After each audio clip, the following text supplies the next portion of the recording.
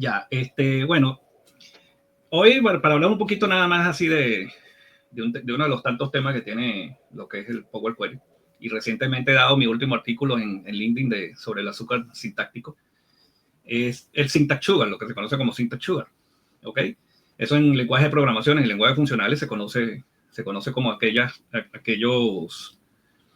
elementos que hacen referencia en una forma mucho más cómoda, legible, breve, entendible, de expresar una instrucción sin alterar su funcionalidad. ¿A qué me refiero con eso? Que hay expresiones que podemos estar utilizando, funciones, por ejemplo, hablando del lenguaje M, funciones que nos ayudan a llegar a un determinado resultado, como es su naturaleza, pero a lo mejor para la lectura a alguien que de repente esté comenzando, o bueno, hasta para uno mismo de repente es un código largo y de repente lo podemos recortar, ¿no? Entonces existen esto que se llaman los syntax sugar, que son esas expresiones mucho más cortas que llegan al mismo resultado. Ahora, lo interesante aquí de saber de los syntax sugar es que si bien nos ayuda a la parte legible y cómoda de escritura, su funcionalidad como tal siempre se va a seguir haciendo como la funcionalidad normal, pues la naturaleza que está desarrollada. Es decir, si yo utilizo un syntax sugar para cubrir una expresión mucho más extensa, llámese función o llámese expresión como tal, vamos a tener que la expresión como tal se va a aplicar como está concebida. Esto es para un tema de legibilidad, de verlo, de entenderlo mucho más corto, ¿no?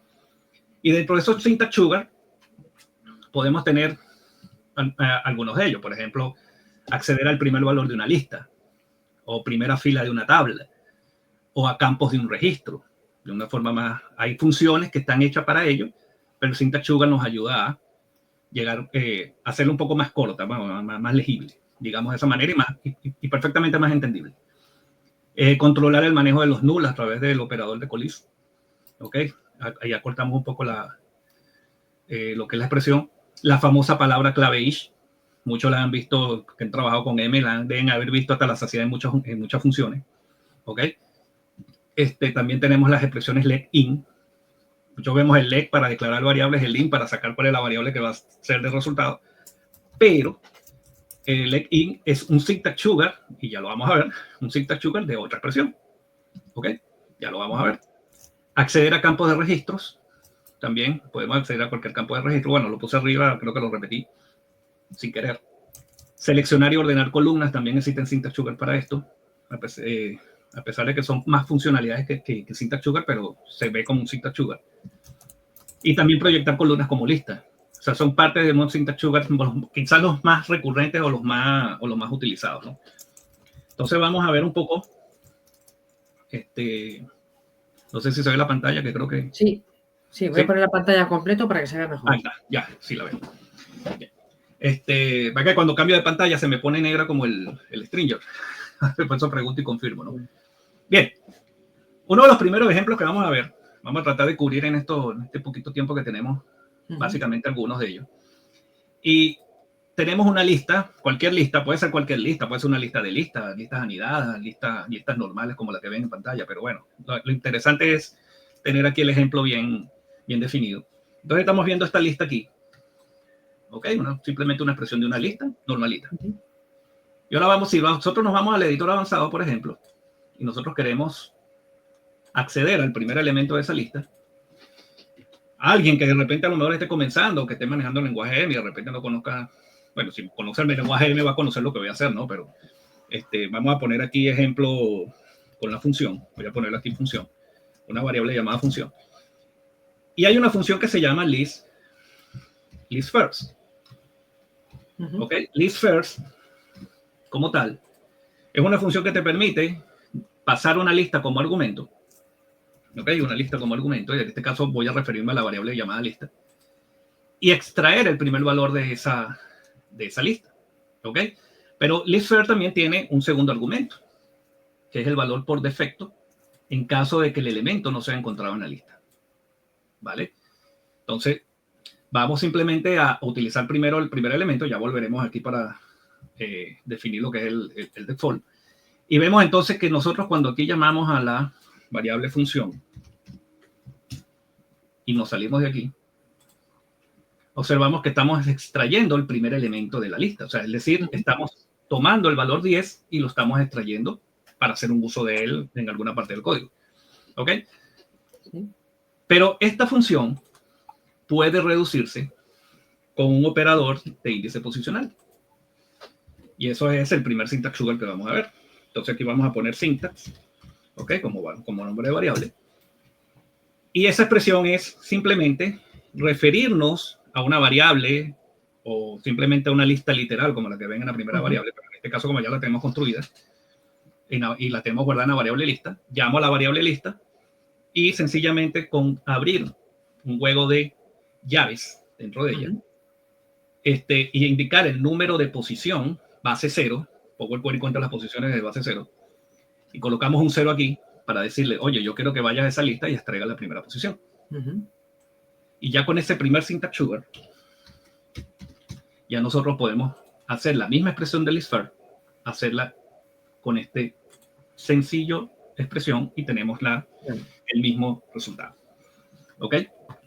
Luego viene el mismo listFir, pero con error. Supongamos que a lo mejor tenemos una lista vacía. Ojo, estamos hablando de extraer el primer valor de una lista. Sí. Porque podemos extraer con ese índice, extraer otros valores indicando la posición. Por este caso es para explicarlo como forma de syntax sugar de listFir, ¿no? Sí.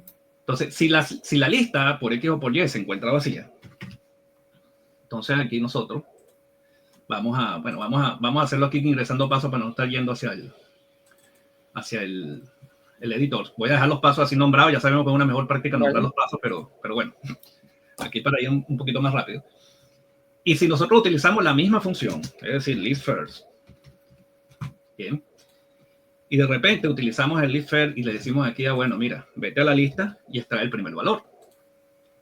Aquí nos trae ya lo que es el null, ¿ok? El null.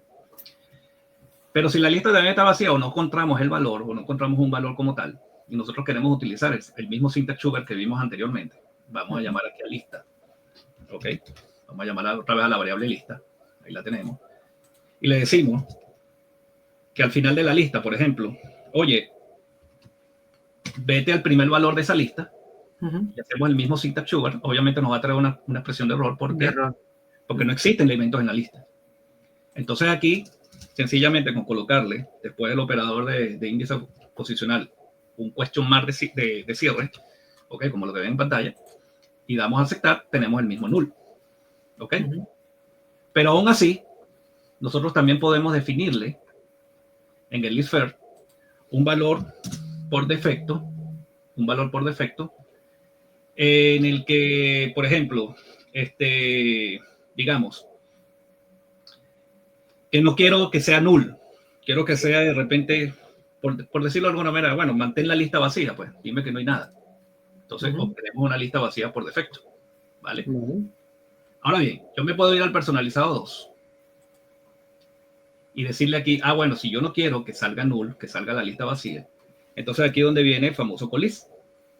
El colis es un doble question mark, que lo que permite es, si nosotros sabemos con controlar la salida como null, y decirle, bueno, yo no quiero ese null, quiero ahora que me traigas una lista vacía, obtenemos el mismo resultado. Y esto sería prácticamente el syntax sugar de esta primera. ¿Ok? Y no solo la lista, también sucede con los registros. Tenemos un registro en pantalla que tiene dos campos, A y B, en el primero Rafael, en el segundo Power Query.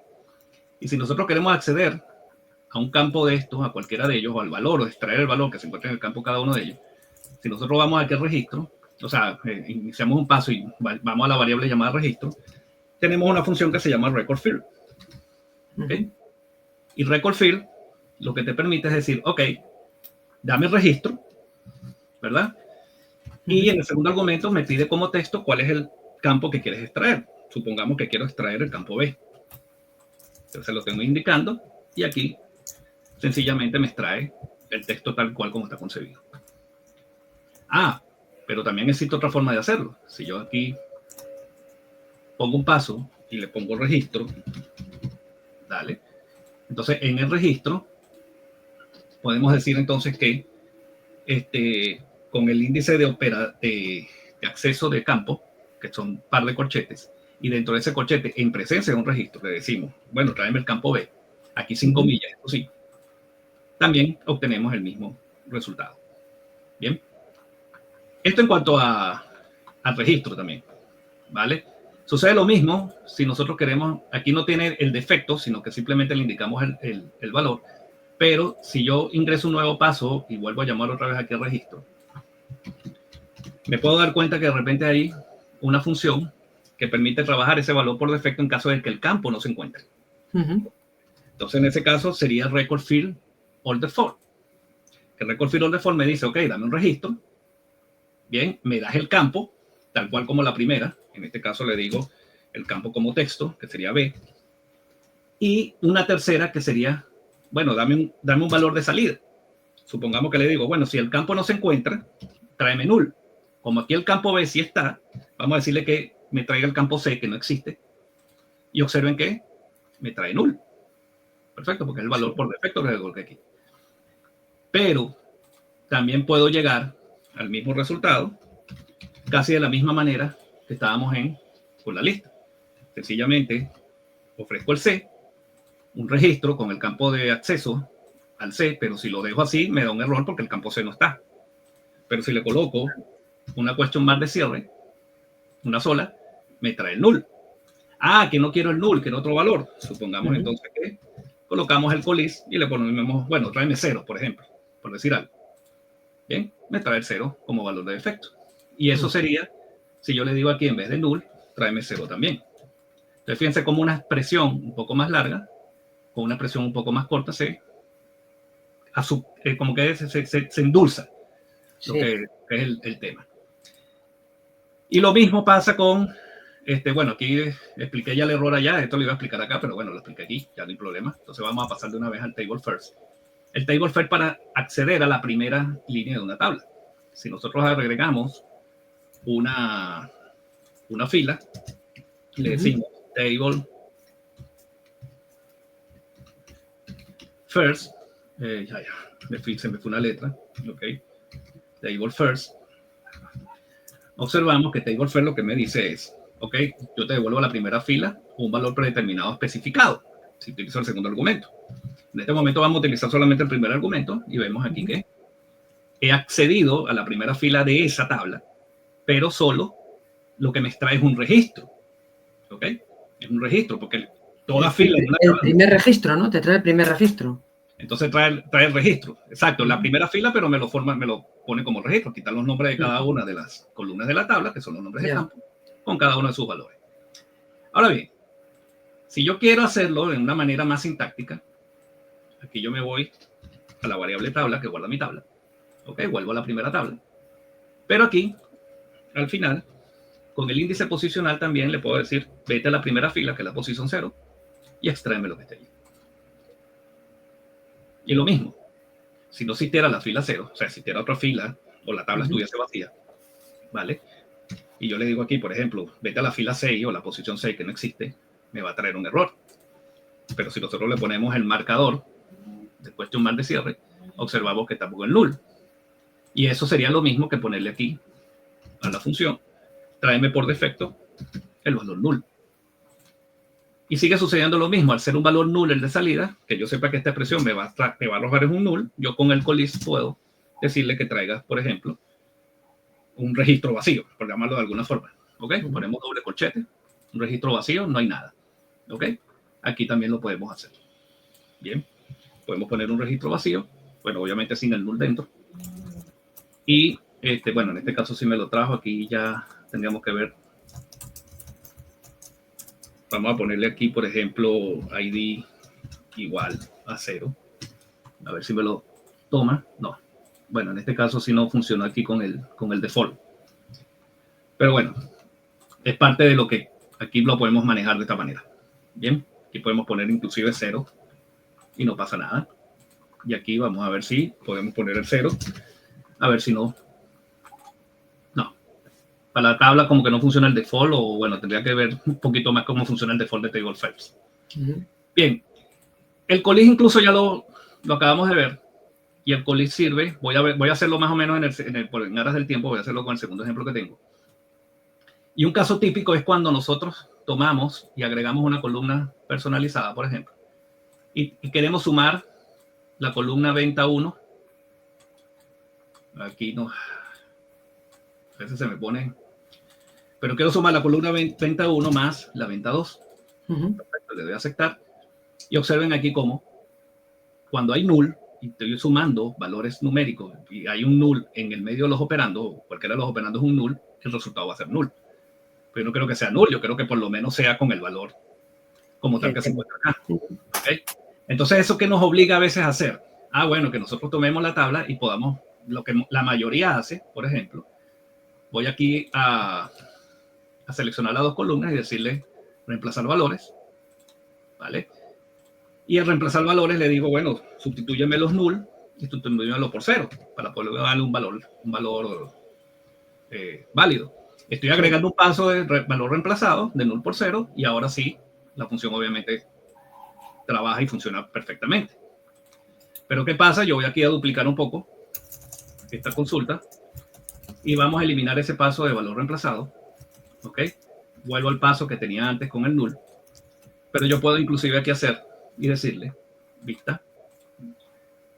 Y vamos aquí al editor avanzado. Vamos a bajar un poquito acá. Y le voy a decir aquí al final de venta con el operador colis y decirle, bueno, si venta llega a ser null por X o por Y, tómamelo como 0. Y lo mismo le hago al ventas 2. Si ventas 2 llega a ser null, pónmele 0. Si no es null o es algo diferente a null, es un valor válido, va a tomar el valor que esté en venta. ¿Ok? Lo único que es que si ese valor llega a ser null, entonces lo sustituye por el 0. Si no, lo deja como está. ¿Ok? Es prácticamente una función o una expresión lógica que estamos utilizando acá. Le voy a decir que es listo y observen que aquí ya hemos resuelto el mismo problema. Sin necesidad de estar cambiando los valores null por 0 y agregar un paso de reemplazo. Ojo, ambos son perfectamente válidos, solo que uno utilizando syntax sugar, el otro sencillamente utilizando la funcionalidad del valor reemplazado. Llegamos aquí a lo que es el each, y el each, explicar el each requeriría casi que una entrevista adicional. Una masterclass entera, ¿no? Exacto, entonces vamos a explicar más o menos qué significa el each. Por ejemplo, si yo quiero transformar estos valores de esta lista, y yo quiero que cada uno de estos valores sea multiplicado por 2, o sea, obtener el doble de cada uno de estos valores. Sencillamente nosotros vamos a agregar un paso nuevo, vamos a ir a esa variable de lista, y con la función list transform, nosotros podemos lograr el objetivo. ¿Ok? Sí. Y el objetivo es que nos dice, bueno, dame la lista y dame una función que yo le voy a aplicar a cada elemento de esa lista. ¿Ok? Entonces, aquí en la segunda, yo le puedo definir esa función personalizada y llamarla X, por ejemplo, el parámetro X, para que ese X represente cada uno de estos valores. Y decirle, bueno, toma el X y multiplícalo por 2. ¿Ok? Bueno, aquí lo multiplico por 2. Qué bien, sí, sí. Esto, 10, 20, 40. Pero, ¿qué pasa si yo este X, en vez de llamarlo X, lo llamo underscore? Y entonces lo tengo que llamar underscore, ¿cierto? Si yo lo llamo así, obtenemos el mismo resultado, porque al final es un nombre de parámetro. Sí. Pero esta expresión que define una función, si yo la sustituyo por el each y le doy validar, fíjense que sigue siendo el mismo resultado. Sí. El each en sí es simplemente el syntax sugar de esta expresión. Es un comodín, ¿no? El each. Exactamente. Entonces, dependiendo, claro, el underscore es el parámetro elegido por la gente de Microsoft simplemente para denominar a parámetro un poco menos común que un X, un Y, un AB, un Z, ¿ok? Dentro de definir nuestras funciones personalizadas, pero al final es una función personalizada, simplemente que expresada bajo una expresión de esto multiplícalo por 2, ¿ok? Y en este contexto de lista representa cada elemento de la lista. Si nosotros cuando estamos agregando columnas, y fíjense que aquí me voy a devolver un poco al ejemplo anterior, fíjense que aquí está nuestro amigo each. Pero en este contexto representa cada fila, y cada fila es un registro. Y por eso es que nosotros llamamos cada uno de esos campos con el nombre del campo para extraer el valor que se encuentra en ese campo de esa lista, de ese registro. ¿Okay? Solamente que aquí en este contexto si obviamos el uso del del underscore. Si yo le pongo aquí underscore a las ventas y le pongo aquí underscore a las ventas, ¿ok? Que ese representa el registro, y de ese registro extraeme el valor que está en venta 2 y extraeme el valor que está en venta 1. No pasa nada porque justamente está hecho para eso. Pero aquí, sencillamente yo le puedo poner, obviar en este contexto, obviar, y hay otros contextos donde podemos obviar ese underscore porque Power Query lo va a entender así. Entonces, eso es. Y tengo una duda, no concretamente con el ejemplo que estás poniendo, pero, o sea, ¿tú crees que primero, o sea, el uso, ¿dónde poner el límite? Vamos, para no hacer un uso abusivo de las cintas Sugar en general. Bueno, yo las conozco de Power BI, no tanto en Power Query, en M, vamos, pero ¿tú no crees que sería más correcto escribir el código así como más entendible, más explícito? Sí, es cuestión de código. ¿Crees que puede haber un problema en el abuso? Quizás el Syntax Sugar sirve para algo. Al final, Syntax Sugar es algo visual. Sí. ¿Ok? No es que va a mejorar el rendimiento, que no. Va a ser el mismo trabajo. Va a ser el mismo trabajo que lo haría el Syntax Sugar, lo haría la función completa. ¿Ok? Igual al final se va a evaluar como función completa. La expresión se va a evaluar. Me refiero porque al usar la cinta Sugar no se entienda cómo funciona internamente el código si fuese el código explícito, vamos.